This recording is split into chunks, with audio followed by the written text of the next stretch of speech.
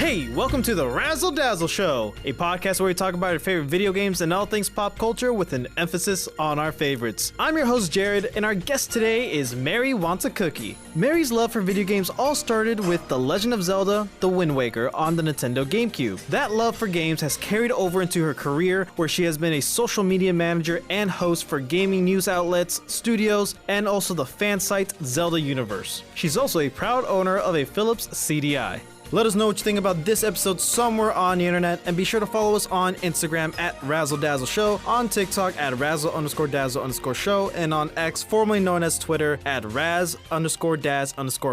And with all that being said, it's Razzle Dazzle time. Hello, Mary. Thank you so much for being on the show. How are you today? I'm doing good. Thank you for having me. Thank you for being on. You were recommended to be a guest on the show by previous guest Amanda Van Heil, who is one of the hosts of Zelda Universe. And at that time, like I mentioned before we even started recording, I wasn't a current member of Zelda Universe, but I am now, and you are too as the social media director. So, like, you know, this is two Zelda Universe people talking to each other. Yeah! But first, before we even get to all that stuff, a quick Kickstarter question I have for you. You have the option of picking something, anything you want, any dish, any meal that Link will cook for you. What do you want him to prepare? I don't know anything because the man eats rocks. Occasionally. Okay, the times where like he has made something delicious. I want to try one of those crepes that we see in Breath of the Wild and Tears of the Kingdom. Yeah. I think that'd be good. Yeah, okay. No, I like that. I'm a sucker for apple pie, and the apple pie he makes looks so good. So, yes. Yeah, I get you. Okay, cool. So, all right, let's start at the beginning. Can you tell me, where did you grow up, and how would you describe the musical background of your childhood? So I grew up in Houston, Texas, and I don't know, like from what I can remember, my parents play like a mix of stuff, lots of country though, of course, being in Texas, it's very stereotypical, but some of the earliest music I remember is like what was playing like the top hits on the radio, and then, you know, discovering Backstreet Boys and NSYNC and Britney Spears and all those pop stars.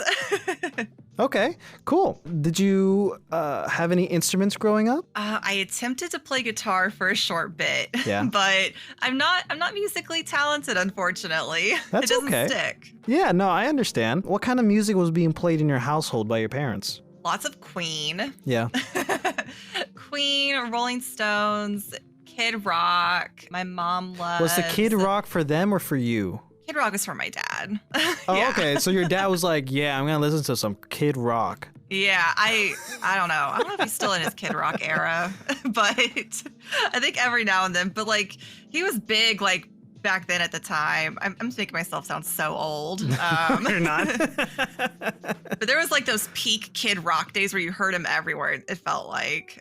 And my mom likes Journey a lot. Cool. So, and my parents, they have like a huge vinyl collection and a record player still to this day. Cool. So like they'll just pop those out every now and then. Yeah, so like very big on like 80s just rock and roll. Yeah. Okay, and you were like leaning more towards like the pop of the late 80s, 90s. I was leaning more towards like the 90s pop, and then about when I got to like junior high, all of a sudden I like discovered punk rock and like the grunge music, and I was just like, this is it, this is me. Yeah, you know?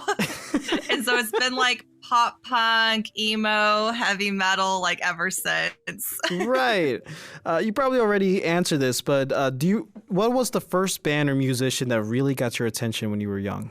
Aside from like the pop bands, Good Charlotte actually was like the earliest one that I can think of where I was just like, this is where I want to be with my music taste for the rest of my life. Yeah? Okay. Do you remember the first physical music you've owned that was yours? First record, first CD, first cassette? It was a cassette, and I do not remember what it was. It was Disney, and it was light blue. Light blue. I can't remember what movie. Cinderella? Was it Anastasia, maybe? Anastasia. Wait, that's not Disney, though. Huh. If it's light blue, I'm thinking Cinderella. Maybe. I'm not going to get anything if I look this up. Light blue Disney cassette tape. There's a Hercules one. I don't remember it being Hercules. And then there's a blue and yellow one that's like Disney children's favorites. What was that? It was Little Mermaid. It was something. I played it a lot. Cool. All right. Do you still have that by any chance? I do not. I don't know where it went. That's all right. Did you have any video game consoles growing up? My very first one was a GameCube. Cool. My parents didn't, like, I had been wanting video games for a long time. My friends had like Super Nintendos, Nintendo 64s, and like I'd play at my friend's house all the time. And so I'd been begging. And then finally I get to like maybe be like 11 or 12. I was in junior high, and my parents were like, okay, if you really want this, you have to save up your money and buy it yourself. Wow. And so I saved up it was like $120 or something. And then my dad took me to Best Buy and I got a GameCube. Wow, that's amazing. What game did you get with it? It came with Mario Party 4, and then I picked up The Legend of Zelda: The Wind Waker. Ah, okay. We'll set that up for later. Cool, man. My first video game console was also a GameCube, but it was the special edition Pokemon XD Gale of Darkness version or whatever. Ooh. Yeah, it's cool. I still have it. Like, it still works and stuff. And like, it's great. I remember also having the Donkey Kong Jungle Beat bongos. Yeah. Oh, wow. Yeah. Nice. So it was cool. That's like some of my first games in my first console. Yeah, no, that's awesome. Okay. Yeah, we'll talk about the Wind Waker in a moment. But first, before that, this next question requires a bit of context. I mentioned before recording, I work at WGCU, NPR PBS radio station in Southwest Florida. And we have this other podcast that I'm a part of called 3 Song Stories. 3 Song Stories is where we tell our guests biography through music. So they come in, they pick 3 songs that every time they listen to this song or these songs, they are immediately transported back in time to a time and place that they had a significant story associated with. It could be personal, it could be like silly, funny, random, weird, like whatever, like a story with it. I want to ask you, do you have one song story off the top of your head? Oh, I had a feeling I knew where it was going. So there's a song. It doesn't take me back to specific, like a specific moment per se, but more of just like that time of my life. It takes me back to like those really peak days of like me going to concerts with friends. Like pop punk was like at its highest, and Fall Out Boy is still one of my favorite bands to this day. But one of my favorite songs by them is off of their first album, and no one ever talks about it because it's not one of the popular ones.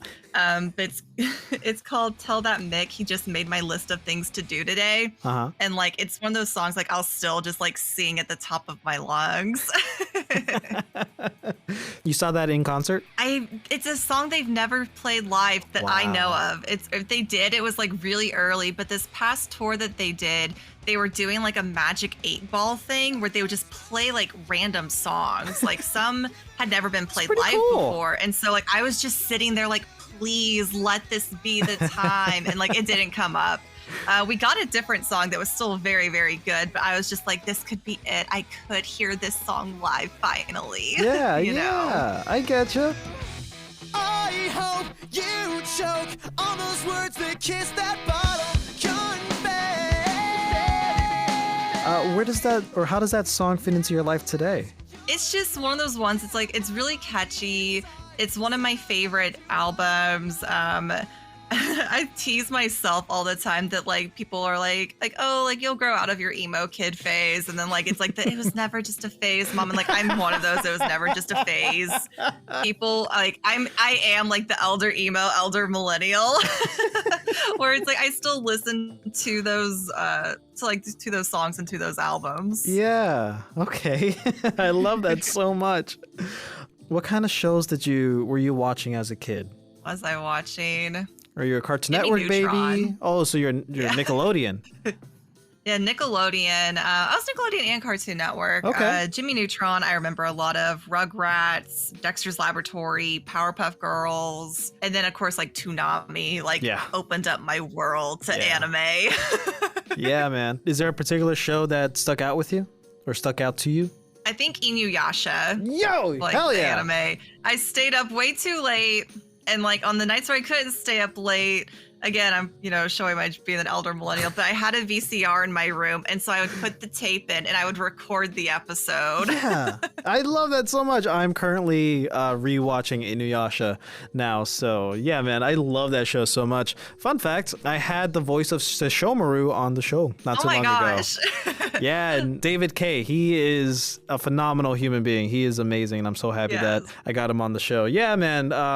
All right, well, now let's get to your career a little bit. So currently you are the social media manager for Zelda Universe, but this isn't where you got your starts in the online social media world. I guess you've also worked with other gaming companies. How did you get started in that? Like, how did you just ended up to where you are? So it's really funny. I went to school for graphic design. Like I have a bachelor's degree in graphic design. And when I started my career like in Houston, Texas, I originally worked for the NFL stadium there. Wow. There's also a convention center and a concert arena on property. And basically everything that wasn't NFL, because they were their own team, everything that wasn't NFL was what our side of the event management did. So like the NCAA games, large concerts that came through. Like I worked at One Direction, a Beyonce concert, Holy and shit. then of course these conventions that would like take up the entire convention center. Yeah. And I got hired there like as part of the marketing department. And part of that was social media. And so everything I've learned about social media is like what I just picked up from that initial experience. It was like they needed someone who could obviously like make things look good. It was a lot of like digital marketing, a lot of like putting stuff on the website, putting stuff on socials, make it eye-catching. That's where my graphic design came into play. But then the social media side just really stuck. And then in 2017, I ended up moving out to the Los Angeles area in California. And that took a bit to like find my footing. The job market out here is very, very different than it is in Houston. And so I was like, okay, well, what can I do to like keep my portfolio building, not get rusty? And I've been following Zelda Universe for a while, and they happen to be looking for new people for the social media team. And I was like, hi, I love Zelda. I've been a follower. And so I've been with them since 2017. I'm now social media director. And then getting into the games industry, which is where I had always hoped I would be, was honestly kind of luck. I happened to go to E3 with Zelda Universe one year, met so many incredible people there from like different websites, different fan sites, just you're surrounded by so many awesome people like at E3 and at those type of events. And years later, somebody approached me and was like, hey, are you still doing social media management? Destructoid's looking for somebody. And I was like, yeah, like I'm a Destructoid reader, And so I became part of their team for a couple years. I ended up being like an on-screen camera host for like YouTube, TikTok, Twitch, going to events for them. And then now, for the first time, I'm on the development side where I'm working for a game studio. So it's an entirely new experience, but still in the games industry. That's incredible. So now let's bring up the Wind Waker and how that affected you. So you always wanted to be in the gaming industry. So did that start with your love for the Wind Waker? I would say yes. So that was the first Zelda game that I played that I knew was a Zelda game. I'd apparently played Ocarina of Time, or watched my cousin play, but I didn't know. Right. It didn't register. That was I didn't register until a while later when I played Ocarina of Time for the first time myself. That I was like, oh wait, I've seen this. Yeah. But so playing the Wind Waker, I don't know. It was like there's more out there than just like Mario Kart and Mario. Like I just played a lot of Mario with friends. Yeah. And like those little platformy kind of like things. And all of a sudden I'm thrown into Wind Waker, which is like there's dungeons, there's story, like your sister gets kidnapped at the beginning. There's this big bad evil guy who's very well written in that game. Like I love Wind Waker Ganondorf. And as someone who grew up loving like books and loving reading, and I still do, I was like, I feel like I'm playing a book, you know? Yeah, okay. So is it safe to say that the Wind Waker kicked you off into like the world of gaming? Are there any other games that you've played, any other franchises that like stoked that inspiration of like, I love this, I want to be a part of this industry? Yes, definitely. Dragon Age and Mass Effect was another one of those like eye-opening experiences because Like I kept playing my GameCube. I kept playing new types of games. And then I went through like a Call of Duty phase, you know, because everyone was playing Call of Duty like on Xbox. And then through Tumblr, of all places, I saw someone talking about this game called Mass Effect. And I was like, well, wait, this looks really cool, you know? And it's got like that kind of like, not first person, third person like shooter aspect to it. It's very spacey and you get to make your own character. But it was the first game where your decisions mattered. You know, what I say in a conversation affected something that happened much later in the game. And it was like, oh, there's consequences for my actions. And I was like, this is really cool. That there's no just one set storyline. Like I'm the one making the story, kind of. Yeah. And you just kind of wanted to be in that type of field, I guess. Yeah, like I don't know. It just I wanted people to talk about games with, and I didn't have a lot of that. So once I got to a place where like it was like I could talk to people like about video games, I was like, I want to keep those conversations going. I want to be more invested like in these communities. And like with social media, like I get to post memes for fun. You know, I get to like have fun with stuff. I get to be a fan, and other fans get to like geek out with me. And they're like you're releasing like important information, news, updates, and like that's just like the technical stuff. But it's also at the base of it just me getting to share my love and other people getting to also love the same type of games. Right, yeah. And so you run all the socials for Zelda Universe? The majority of them. Yeah, so I'm social media director. I oversee most of them. Twitter is a well-oiled machine. I pop on there every now and then, but we do have like a social media manager who is very invested. He's been running it for a very long time. But like our Facebook, our Instagram, our Threads, our Blue Sky, kind of, sort of. We're not sure if it's going to take off or not, but... I didn't hear about Blue Sky until I was researching you. So I was like, oh, this looks like Twitter. This looks like Twitter and Tumblr kind of at the same time. Basically. Okay. Can you share some insights into your role as the social media liaison director for Zelda Universe and what that experience has been like, especially for being a fan, like getting to be a part of the community for something that you love, for a game that you love, whatever, is a big deal. But like this is kind of like a step further, you know? And this, I feel like we can both kind of relate to this on the same level, around the same level, you know, as being a list writer. For me, that's super cool. I get to like have fun and like just like share my opinions about things I like about this franchise, but you're taking it up to the next level and interacting with like hundreds upon thousands of fans about this thing, you know? So like, please share. Where do I start? It's one of those things where it's like, I mean, you can't let like, not everyone's gonna like everything you post, right? You know, most of the time people are very chill. You know, we have a very chill fan base, surprisingly. But can't let the negativity get to you. But just like, I remember like when Tears of the Kingdom got announced and then there was just that drought of information. And so everyone's just kind of sitting and waiting like, okay, like, is today the day? Are we going to find out information? And so it was like filling that space and time between major Zelda releases with like, okay, but like, this game just celebrated 20 years, you know, the franchise itself just turned like 35, you know?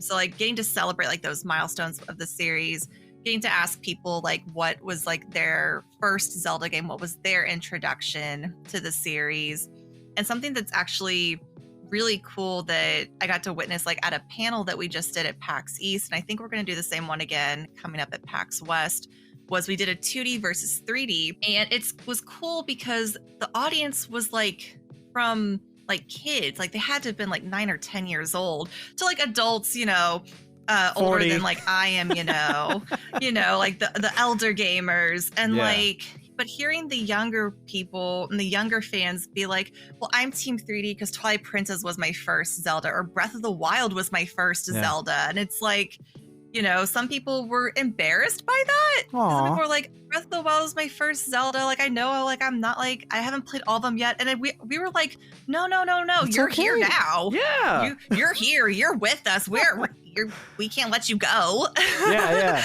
You know? One of us. But it was like, but it was like, good. So like, you love Breath of the Wild. So now we as like the fans who have played everything get to help introduce you to all the others, you know? Yeah. But just getting to create like those interactions and like keep that positivity, that welcoming like atmosphere is like, it's really nice. Yeah, keep the good vibes going. I heard a meow, by the way. Yes, my cat, she We hears always me talking. we always love pet cameos on this show. Always love it. Yeah, if she jumps up here, but she likes to sit like right off camera and just meow. She's very talkative. She's like, I know where the camera is. I'm not gonna go there. Like, yeah, it's pretty much. That's hilarious. Yeah, now she's walking out. She's like, okay, I shouted, I'm good.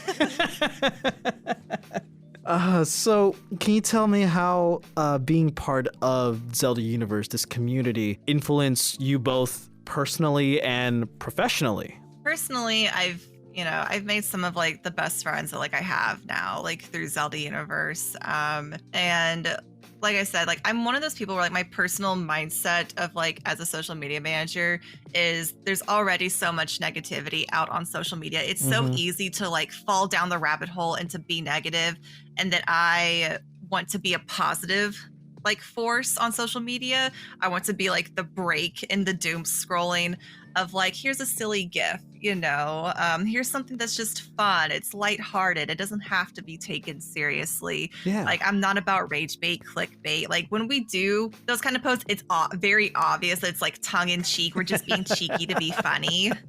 And they land very well, thankfully. Yeah. But professionally, it helped a lot because, like I said before, I got to go to E3 because of Zelda Universe. And I got to use this volunteering for a website to help build a very important part of my portfolio, which is I'm managing very large pages. Zelda Universe has acquired like a massive following. They've been on the internet since 2002. For over 20 years, which is insane.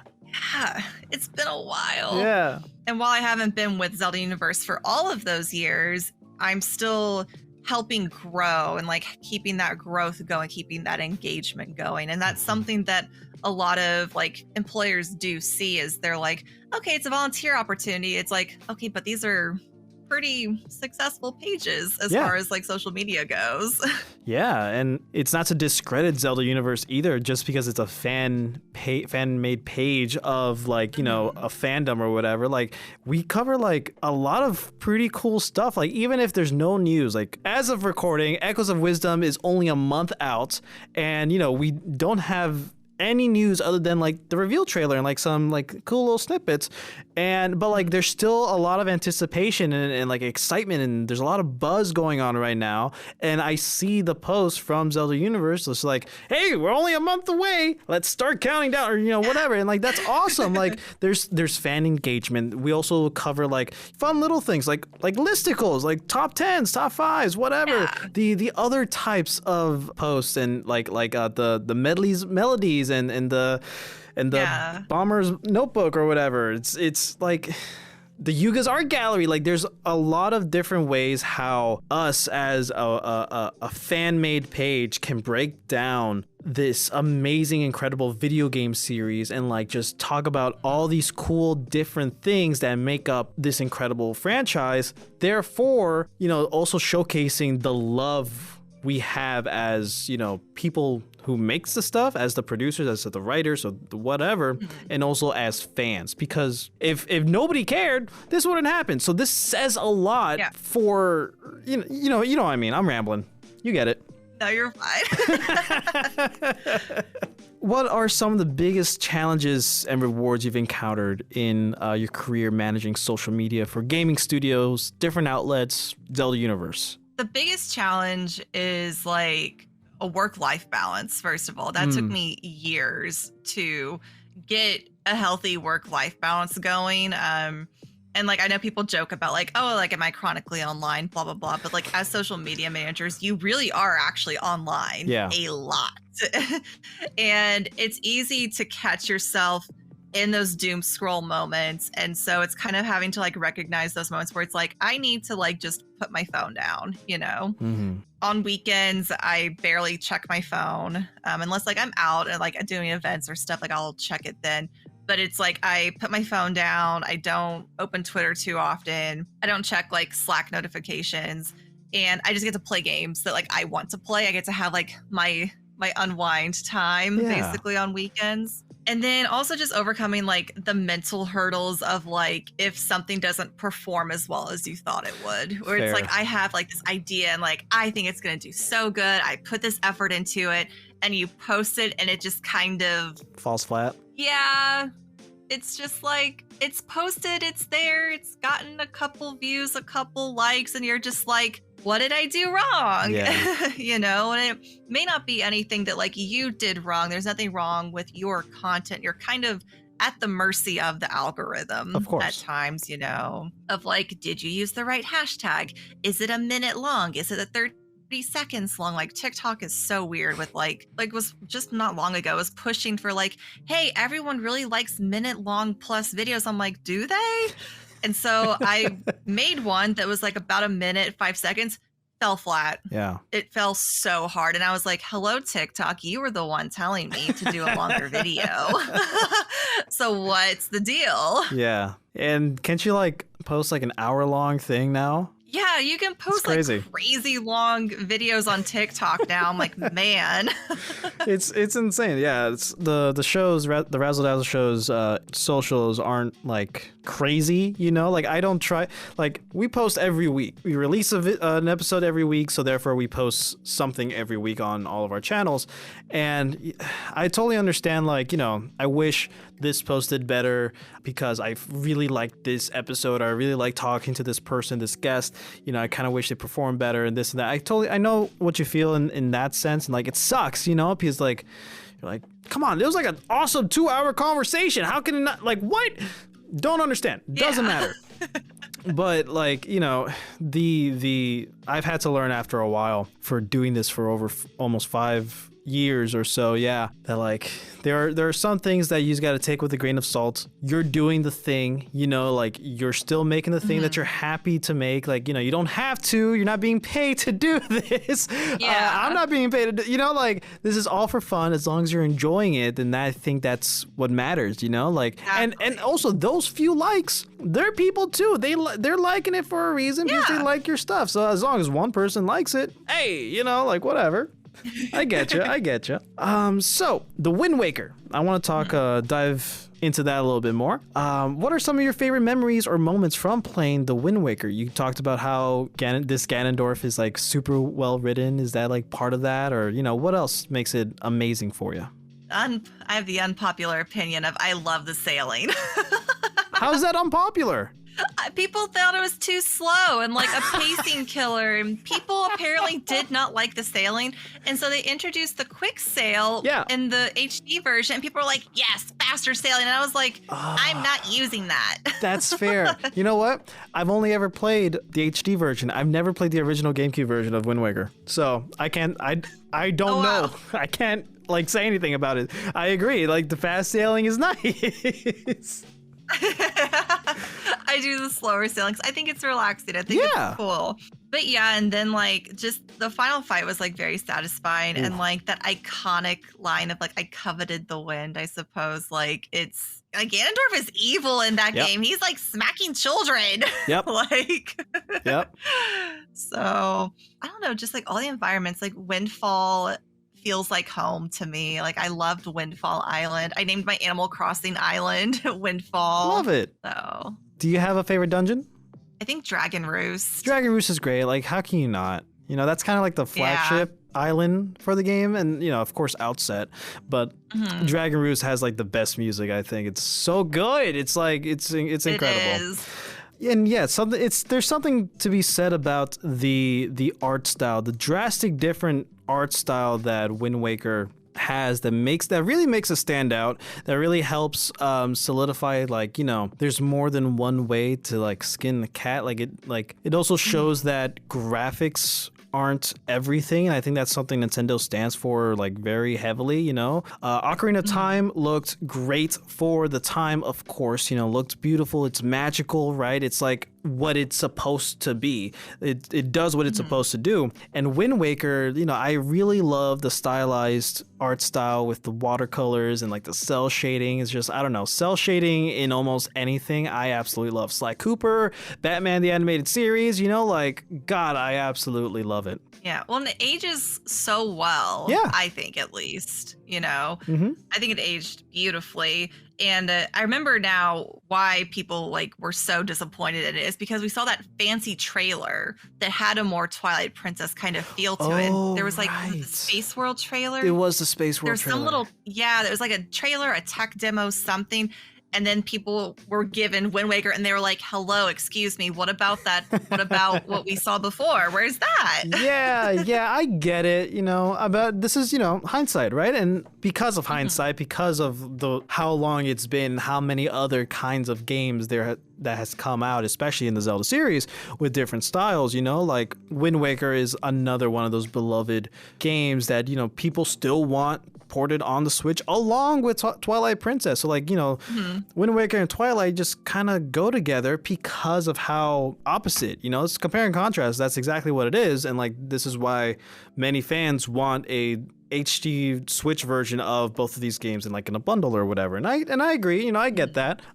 So there's something to be said about the art style, the music, everything about this game is incredible. Do you have a favorite item? I think the bow. The bow's great. Would have to be my favorite. Yeah. I feel like it's a classic, but I don't know. I feel like it was one of the first games where I was given a bow. Yeah. And I was able to shoot. And so it was always fun to see how far can I shoot it? Can I hit that enemy way over there? Yeah. So I got to really kind of play around with my skill with it and get better with it. Understood. Are there any other Zelda games that are up there for you? Skyward Sword. Skyward Sword. Yeah, I see that poster behind you. Favorite. I have that same poster too. It's a great poster. Yeah.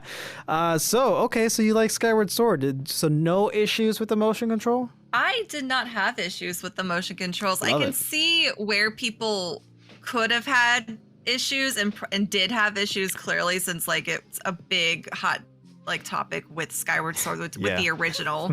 But it's not something that I ever experienced. I was always fine with the motion controls. Were you also stressed out in the Sacred Realm? Yes. Yeah, I think that's everybody. That's universal.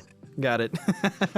I just had to ask. The first time that happened, I was like, wait. And then I was so scared. I did not play scary games. I did not play horror games. And I was like, I feel like I'm in a completely different genre right now. My anxiety is through the roof. Yeah.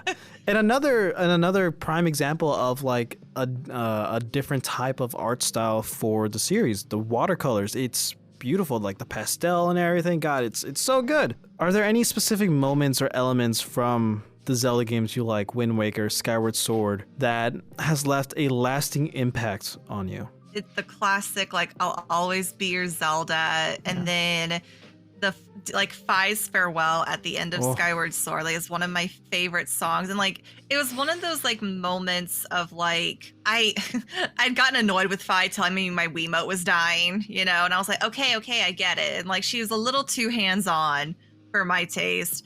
But then we get to the end and it's this beautiful closing. And I was just wait, I'm feeling a lot of emotions right now. Yeah.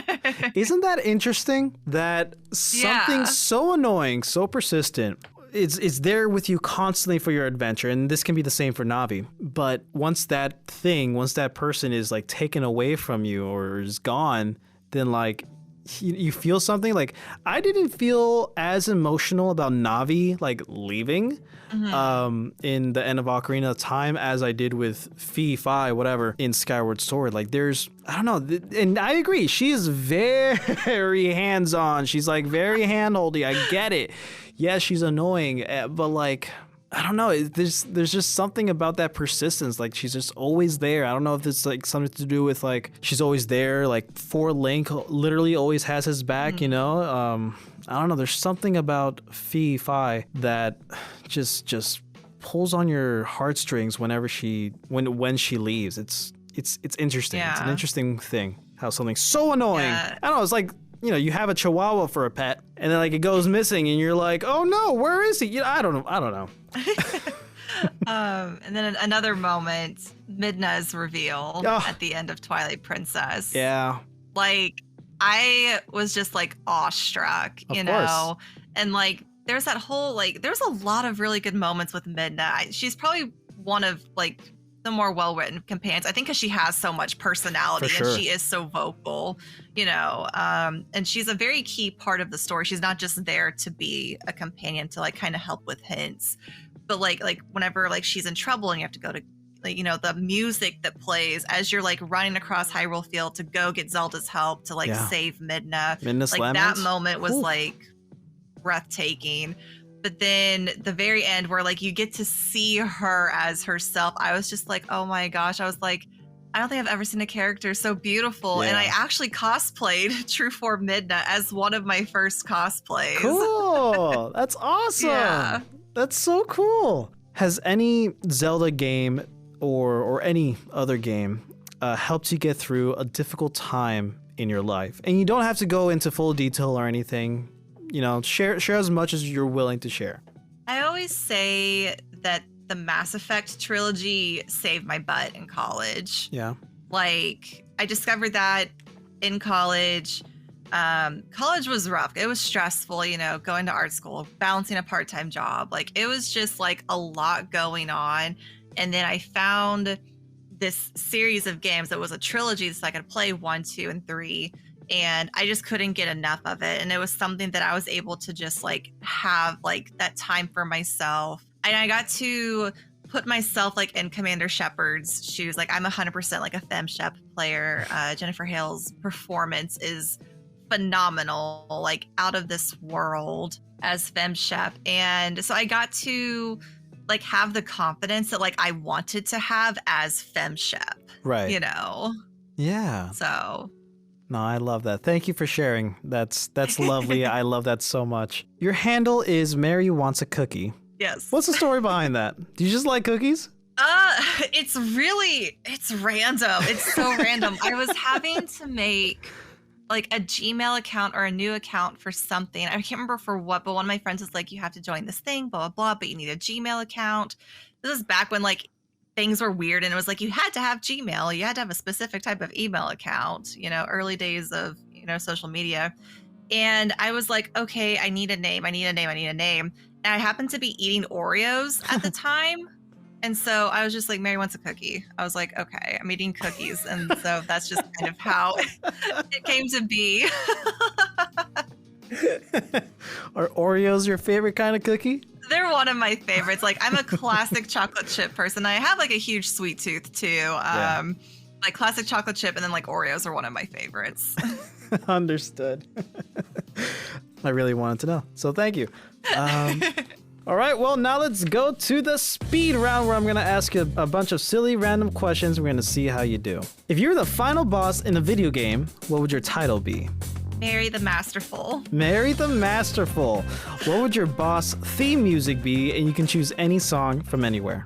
I don't know if it's spoilery because Baldur's Gate 3 hasn't been out for like a year yet. But there's a specific song in a sequence where the boss is the one singing it, and it's so theatrical and so almost fourth wall breaky in a way, but it's so like it's this intense fight and the boss is singing, and I was like, you know what, I want like a Broadway theatrical theme music.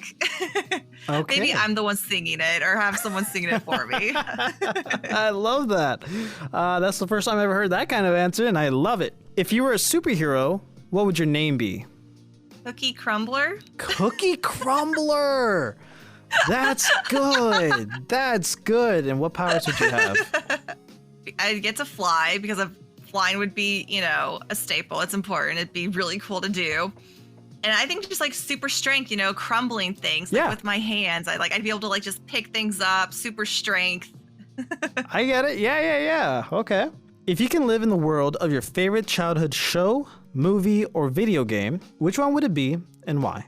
I think Skyward Sword. Oh, man. Just because you've got those little islands up in the sky. So, like, you could go, like, up to the sky. You could live up there. Or you could, like, travel down to, like, the land below, like, beneath the clouds. And, like, go swimming in a lake there. So there's like all sorts of different levels to Skyward Sword. I love it. Great answer. Which character from your childhood favorite show, movie, or game would you most like to have as a friend in real life? Maybe the Rugrats. It's like they all grew up together. They got into all little adventures when they were kids. And like, we got that brief, all grown up. And they all turned out to be pretty chill, like teenagers, So it's cool that they all, like, they've been friends for so long and like helped each other grow together. Yeah, I love that. If your current favorite show or movie were to be adapted into a musical, what genre of music would you envision for it? Ooh, it would be like rock. Like I'm obsessed with Jujutsu Kaisen right now, and like it's got a lot of like really strong, impactful kind of like guitars, drums, rock music associated with it, and like some little like lightheartedness here and there too, but like it's definitely got like that darker undertones, and so like I think metal music like fits it very well. Understood. If you could attend any fictional event, for example the Ewok celebration in Star Wars Episode 6, which one would it be and why? Because I see it on my TikTok feed so much, the concert from a Goofy movie. I love concerts. Answer. I love live music. I see so many people just having fun. I cannot think of the name of the song right now, but it's the one from Goofy movie. Right, it's what's his name? Powerline? Yes. I think the song is called Stand Out. Yes. Powerline classic, Stand Out from a Goofy movie. Okay, Stand Out. Yeah, man, that's a great answer. Oh, and Eye to Eye. That's the one I see a lot of. Yeah, that must be so fun, man. Hell yeah, dude. I love that. If you could have a cameo appearance in any movie or TV show, which one would it be and what role would you play?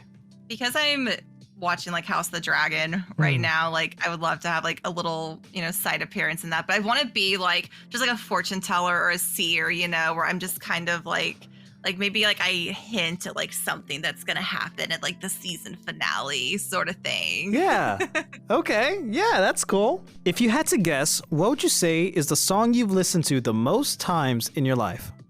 Probably a Fall Out Boy song. It might be Sugar We're Going Down by Fall Out Boy. Like I love that album. It's classic. I've seen them live so many times, and like every time I hear it come on, like I have to listen to the whole thing through. So it's probably something from Under the Cork Tree album from Fall Out Boy. Okay, cool. What activities or pursuits most make you lose track of time? Recently working out.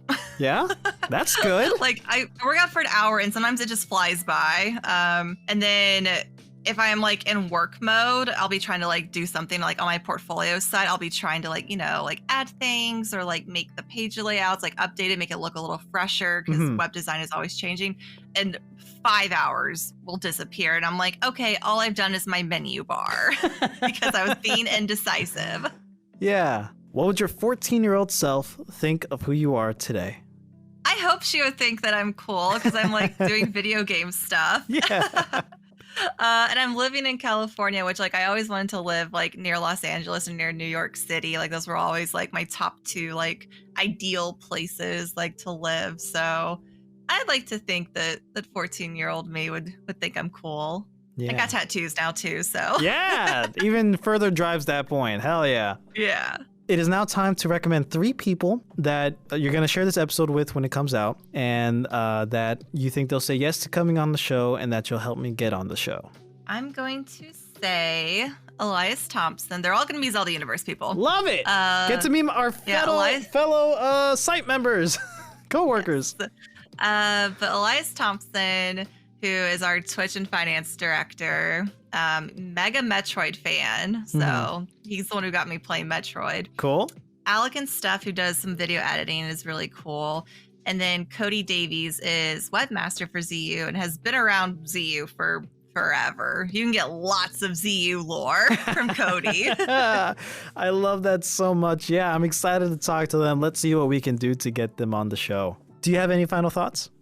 Not. That's fine. It's been great. Yeah, I'm glad. I've had such an amazing time talking to you. You know, I said this with Amanda when she was on the show that I don't have like a lot of people that I can like one-on-one chat with about Zelda, and like we're all in like in the same we all know like the same level of knowledge, like general knowledge, you know, like I don't have to explain like, okay, so the Triforce is this, you know, whatever. I don't have to do that.